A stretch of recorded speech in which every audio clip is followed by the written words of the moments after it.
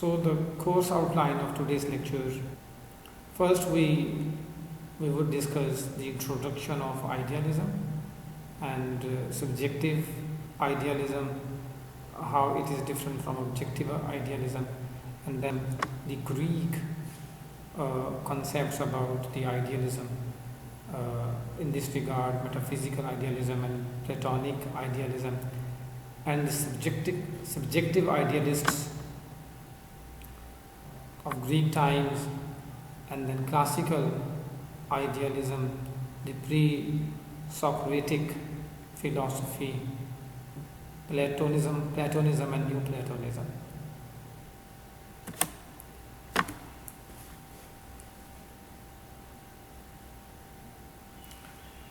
Students, idealism in philosophy is a diverse group of metaphysical views which all assert that reality is in some way indistinguishable or imparable or inseparable from human perception or understanding, that it is in some sense mentally constructed, or that it is otherwise closely connected to ideas. Students, in contemporary scholarship, traditional idealist views are generally divided into two groups: subjective idealism and objective idealism. Subjective idealism takes as its starting point that objects only exist to the extent that they are perceived by someone, whereas the objective idealism posits the existence of an objective consciousness which exists before and in some sense independently of human consciousness. Students, thereby bringing about the existence of objects independently of human minds. In the early modern period, George Berkeley was often considered the paradigmatic idealist, as he asserted that the essence of objects is to be perceived. By contrast, Immanuel Kant, a pioneer of modern idealist thought, held that his version of idealism does not concern the existence of things, but asserts only that our modes of representation of them, above all space and time, are not determinations that belong to things in themselves, but essential features of our own minds.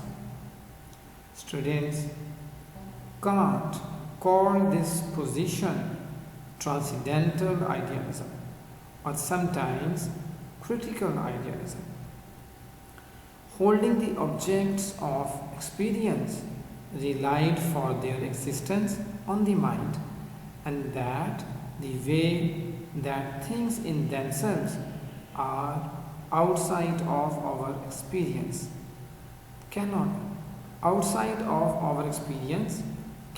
be thought without applying the categories which structure all of our experience.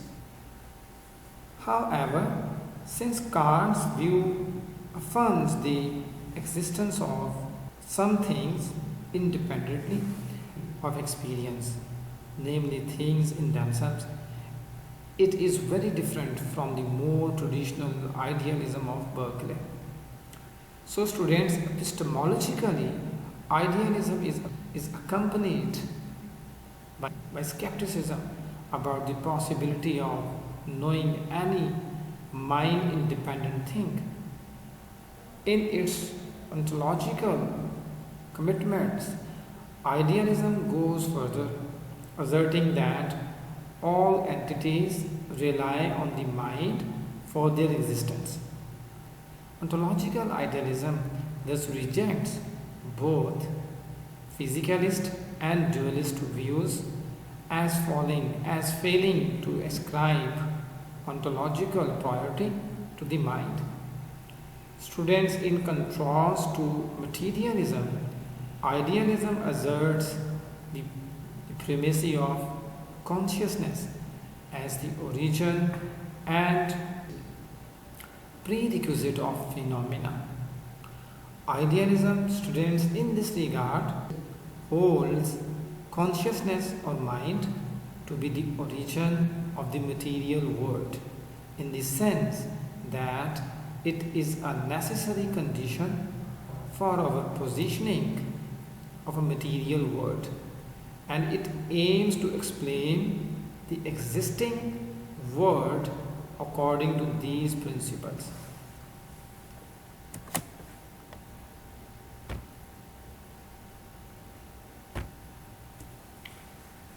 Students, after this explanation, you must keep in your mind that the writers, other literary scholars, they idealize their surrounding world and then put that idealism on the text. So in this regard, we must discuss the origin of the concept of idealism. Students, idealism is a term with several related meanings. It comes via Latin idea from the ancient Greek idea, from idea meaning to see. The term entered the English language by 1743. It was first used in the abstract metaphysical sense, belief that reality is made up only of ideas, by Christian Wolff in 1747. Students, the term re-emerged in the English language in this abstract sense by 1796 in auditory language, as when speaking of Woodrow Wilson's political idealism. It generally suggests the priority of ideas, principal values and goals over concrete realities. Idealists are understood to represent the world as it might or should be, unlike pragmatics, who focus on the world as it presently is. In the arts, students, similarly, idealism affirms imagination and attempts to realize a mental conception of beauty, a standard of perfection juxtaposed to aesthetic naturalism and realism. The term idealism is also sometimes used in a sociological sense, which emphasizes how human ideas, especially beliefs and values, shape society.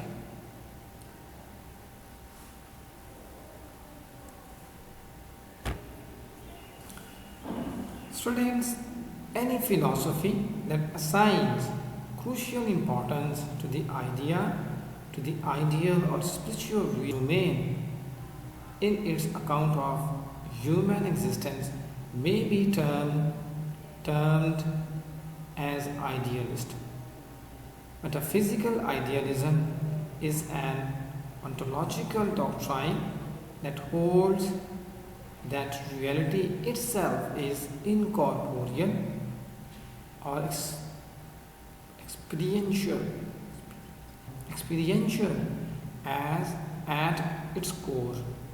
Beyond this, idealists disagree on which aspects of the matter are more basic. Platonic idealism affirms that abstraction are more basic to reality than the things we perceive, while subjective idealists and phenomenalists tend to privilege sensory experience over abstract reasoning. Whereas, students, epistemological idealism is the view that reality can only be known through ideas, that only psychological experience can be apprehended by the mind. So students, these are some of the thoughts on idealisms. In this regard, subjective idealists like George Berkeley are anti.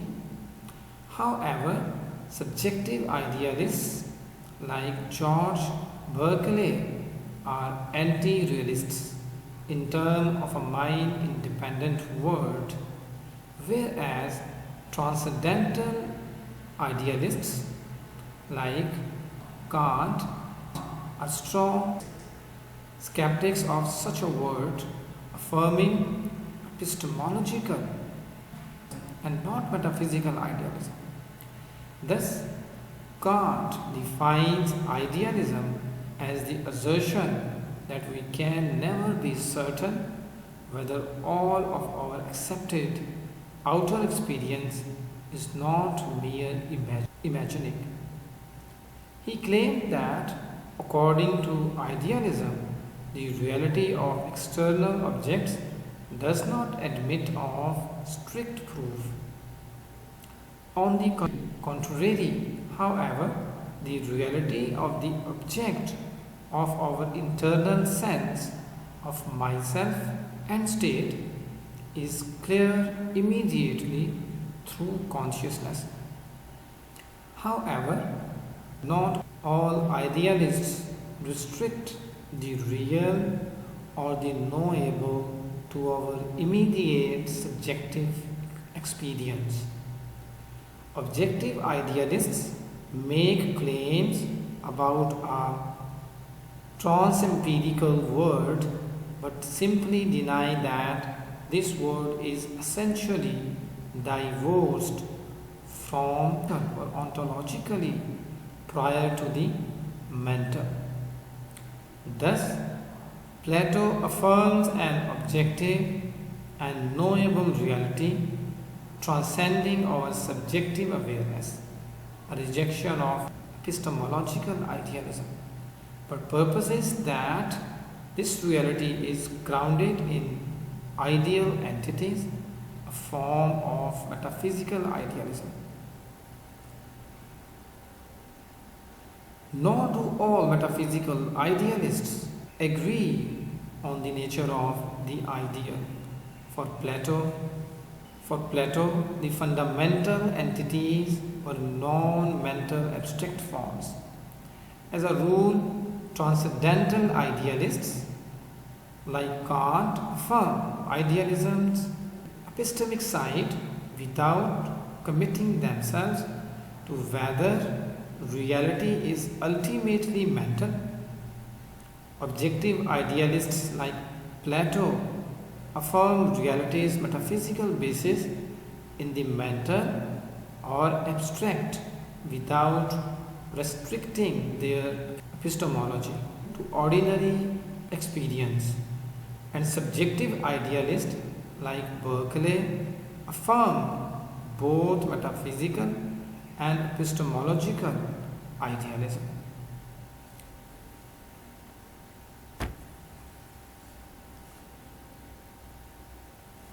Students, idealism as a form of metaphysical monism holds that consciousness, not matter, is the ground of all being. It is monist because it holds that there is only one type of thing in the universe, and idealist because it holds that one thing to be consciousness. Students, Anaxagoras taught that all things were created by nous, that is mind. He held that mind held cosmos together and gave human beings a connection to the cosmos or a pathway to the divine. However, Plato's theory of forms or ideas describes ideal form. For example, the Platonic solids in geometry or abstracts like goodness and justice as universals existing independently of any particular instance. Some scholars call this doctrine the classic example of a metaphysical idealism as a transcendent idealism, while Simon Klein calls Plato the earliest representative of metaphysical objective idealism. Nevertheless, Plato holds that matter is real, though transitory and imperfect, and is perceived by our body and its senses and given existence by the eternal ideas that are perceived directly by our rational soul. Plato was therefore a metaphysical and epistemological dualist, an outlook that modern idealism has striven to avoid. Students, Plato's thought cannot therefore be counted as idealist in the modern sense. Students, with the Neoplatonist Plotinus wrote Alfred Boole, there even appears, probably for the first time in Western philosophy, idealism that had long been current in the East. Even at that time, for it taught that the soul has made the world by stepping from eternity into time. Similarly, in regard to passages from the only space or place of the world is the soul, and time must not be assumed to exist outside the soul. Ludwig wrote, for the first time in Western philosophy, we find idealism proper in Plotinus.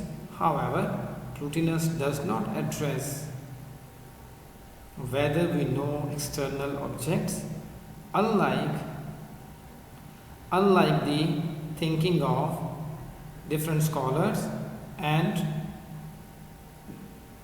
modern scholars and philosophers. Students, in today's lecture you must keep in your mind one thing, that the poets and prose writers and novelists, they perceive the surrounding words through their mind. It is their reality. And when we read that text, so we are reading them in a different reality.